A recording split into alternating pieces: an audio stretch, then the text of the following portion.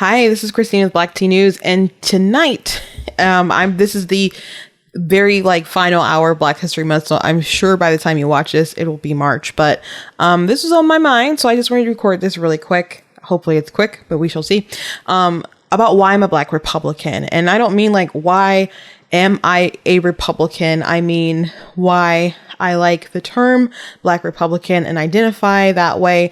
And I know there's people on the left who don't like it because, let's just be frank, there's people who are offended that Black people are Republicans, and they call them coons and race traitors and all that other garbage. And I'm not just talking about Black Democrats. I'm talking about white Democrats who have the audacity to put Black people in a box and are offended. And then there are people on the right who don't like the term because they're like, we're all Americans. How dare you put a label in front of something else? Which I get your stance and I get where you're coming from, but let me just explain where I'm coming from, and maybe you may not come around, but I think you'll at least respect where I'm coming from. So, just hang on for a second, but really quickly before I hop into it, please visit blacktnews.com, check out articles I have there, and check out merchandise. I'm sure you might find something that you really like, or something that you can find something for someone who appreciate it. Send something to someone, it might trigger them. I don't know, whatever your preference is. Check out the store. And if you want to go the extra mile and leave a gift to continue on with the fight that we're doing here, I would really appreciate it. And make sure whatever platform you're watching this at, that you like, that you share, that you subscribe. So why do I identify as a Black Republican, and why am I for people using the term? I'm going to address the haters for a second of the position. First of all, to the people on the left who get offended and will use terms like race traitor and coon and Uncle Tom and all that other stuff. I don't have a lot of patience for that. We can debate the issues and stuff like that, but I'm just going to straight up say I think that's racist to jump to that sort of those derogatory terms. And I say that because other races and nationalities and people, we allow them to have the sense of agency to make diverse decisions. So if I'm some kind of traitor because I like low taxes, want to be able to bear arms and value free speech and other things, that does not make me anything other than a person who values those policies. Now, we can have discussions about policy and values and all that other stuff, but just slapping labels on me because you're conditioned a certain way, that's not fair. Black people have more agency than what you assume. So I'm going to exercise that, and I'm going to exercise my choices, and I'm going to critically think on my positions, and I'm going to live how I feel, and I'm going to be true to what I believe. And like I said, I've had to go back and forth with Black Democrats basically my whole life, but you white knight liberal types who get so offended and triggered, just go check your privilege before you come at me, bruh. And to the people on the right who don't like the term because you feel like we shouldn't use any sort of identifiers, and some are friends of mine, and I love you all dearly, but I've been to a lot of Republican events. I know a lot of Republicans, and I know that there's people who take great pride in their heritage as Italian Americans and Irish Americans and Polish Americans and all that other stuff. I don't see people going around saying, I love my whiteness or anything like that. I see people, upset about the anti-whiteness stuff. But being proud to be white or something like that. People don't, I'm sure there's people who say that. But that's just not a normal sort of thing. But yes, people do honor and are proud of their heritage. And as a Black Republican, or Black American, it's not my perception on it. And people who, not every Black person is going to have this opinion, and I'm only speaking for myself. I don't take particular pride in the culture of today. I'm not talking about being into Beyonce and other stuff like that. That's not what I'm referring to. Any kind of Black pride. I'm looking at the history of this country and looking at the people who were enslaved and to rise up to the highest form of office, even though I didn't particularly, like Obama and I don't like Kamala, to see where people have come from. It's a great story, and it's a great underdog story. It's America's greatest underdog story, besides, you know, the very beginning in 1776 when we overcame like a tyrannical government in the first place. But even so, it's probably bigger. I think that's a great story to tell. I think it's something to be proud of. I think it's something to dwell on. And like, I know not everybody likes Black History Month, but there are other cultures that have other history months or weeks or whatever. But I think what's unique to Black history, at least the way that we've always celebrated and looked at it, especially when I was in school and stuff, in elementary, in both Black schools and urban school, it's looking at people tied to American history and their impacts in American history. So I still think it's a good thing. Now, I have heard people say that we don't need to have a month or shouldn't need to have a month to learn all this stuff. Is you just be so totally ingrained.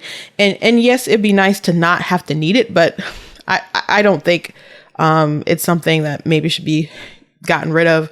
I mean, I think is a lot better than other months that we set aside to celebrate stuff in. But anyway, when you look at people like Frederick Douglass, who endured slavery and got out of it and had the guts to name names about some of the things he went through, to publish his book, he ticked off a lot of people, had to escape, you know, went to Europe and was free, but still decided, no, I gotta go and I gotta fight for everyone else. That's amazing. And to push people in the right direction. And, you know, and it wasn't anything that Black abolitionists did alone. It was something that white abolitionists and people had to work together, work toward this goal. And a lot of people had to die. And to make it happen, there's so many sacrifices, and it's nothing to take for granted. It's nothing to take lightly. And there's just amazing stories one after another. I'm pretty fascinated with history. I did write historical fiction fantasy books, and I have pretty unique, you know, family histories and stuff. Some of the love story that I wrote in my book, a bit of it was inspired in the books, and I do believe they're good books. Go check them out. They're available on Amazon. You can get it paperback, Kindle Unlimited right now. So go ahead and check those out. Historical fiction fantasy. So it's like X-Men meets Roots, I guess you could say, or X-Men meets like Harriet is maybe like, I don't know, more appropriate, but go check that out. What I really take pride in, and it's something that I tried to shine through in like some of my characters in those books, is that not letting even the bitterness of your reality to kind of stall you from pushing forward and progressing the nation in a more positive direction. And I feel like there's people who want to change things and even like rewrite things. And there's just like an angry, unforgiving bitterness. Like the whole woke culture is, it's like a religion, but there's no redemption behind it. It's just, you have to seek forgiveness that you're never going to get. You have to keep repenting, but there's no absolution. It's really, really weird. But, to me, it's a whole different sort of mindset of the past that I think we kind of need to revisit and hold on to. There was some controversy not too long ago with the Lift Every Voice song, which, by the way, Nike was pandering, and I get the outrage about that. Yes, we do call it the Black National Anthem. No, I'm not going to stop calling that. I don't care if you're triggered, and I don't care if you're a Republican, and I'm a Republican. I don't care if you're triggered about it. It's a cute little nickname to me, and that's what we've always called it. I do not want to run off and start my own Wakanda. I wouldn't do that. I would have totally been anti-Killmonger in that film. I actually don't. I thought his plan was actually kind of stupid, but I'll talk about that on another day. When I would explain to people the beauty of the song, what it was actually about, people who were like in the outrage right, you know, culture, I guess, about it, were like, oh, God, this is actually a beautiful hymn. And there's a couple lines I'm going to read. Sing a song full of the faith that the dark past has taught us. Sing a song full of the hope that the present has brought us. So you learn faith from enduring things. That you can have faith to persevere, faith in the Lord, that he's going to provide, that he's going to get you to the next level, even though you might have to go through something. Through your trials and your tribulations, you know that God is good and God perseveres. and you can persevere, and all with the Lord, all things are possible. And sing a song full of the hope that the present has brought us now, because you've been through these things, and because you are here at the present, even though it may not be perfect, you can look around and you can say, God, you have brought me from a mighty long way. And because you've done that, and there's been so much progress from there to here, I know we can push forward and go to an even greater level. So this is the sort that we don't have optimism. We just have rage. We don't have the optimism that these people had, even though they endured such horrible, horrible, horrible things in their life, but they were still full of such optimism, not like blindness to their reality, but just optimism, because they needed to be optimistic for the future, for the world. So I take pride in my history, in American history, and I want to have that same sense of optimism for another day. You know, when Martin Luther King said his "I Have a Dream" speech, there's a line in there about coming to cash a check.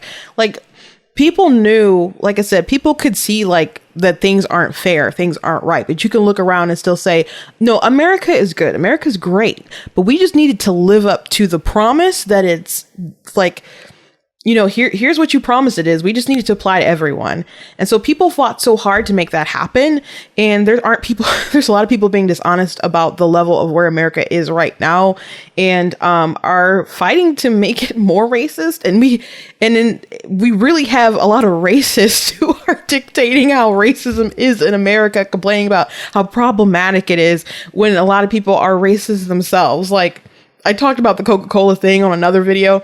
Totally like racist nonsense. Like, they're fighting for like real civil liberties, and today we're fighting for like over microaggressions. And so I take a lot of pride in American history and how far we've come, and the people who worked hard to make sure that I am where I am today. I love this country. There's no country I'd rather be in, and you can best believe there is no time period I would rather live in than the one right now. I know, like, we've had a crazy time the other year, like last year and stuff, but there's still like no other time I would rather live in. And it's so funny because I'm a writer, and you see all these writers like fantasizing about all these time periods, like, well, what time period would you like to live in? And I'm just like, no other one, right here, right now. Are you crazy? So anyway, and I just want to leave you guys with one last tidbit of history. The term Black Republican, it actually started off as a slur against white abolitionists who were Republican. Like, the Democrats would use it like, oh, there's that Black Republican, because if you threw in the word black, that was supposed to be like so offensive, they thought it was. So they say there's that Black Republican. So if you're someone who believes in freedom, that Black people should be able to have a sense of agency, to be able to think, to be able to have equal rights in America, congratulations, you are a Black Republican. And if you are a white person, I would not recommend going around saying that. You can just have the little street cred in your heart in a historical context. But I wouldn't not go around saying that, but just a little tidbit of history. But I am a Black Republican. I'm going to keep saying it. I understand if you still don't maybe like the term, and you think we should just keep saying no, we're all Americans. That's cool. But I still know you're proud to be an Irish American, or, a Polish American, and so on. So, but I'm proud to be a Black American, and I'm proud of the progress we've made. And like I said, I believe we are a great nation full of great people, and we are all God's creatures, made in his image, fearfully and wonderfully made. And I love you all. God bless you. And please check out blacktnews.com, check out merchandise, and give this a like, give this a share. And if you want to go ahead and support further, God bless you for doing that. I will keep on keeping on, and keep fighting for voices to be able to think freely, speak freely. There's polls coming out that, people on the right, left, aren't, they're terrified to express their opinions. I am not. So I'll keep talking, and thank you guys for watching. God bless.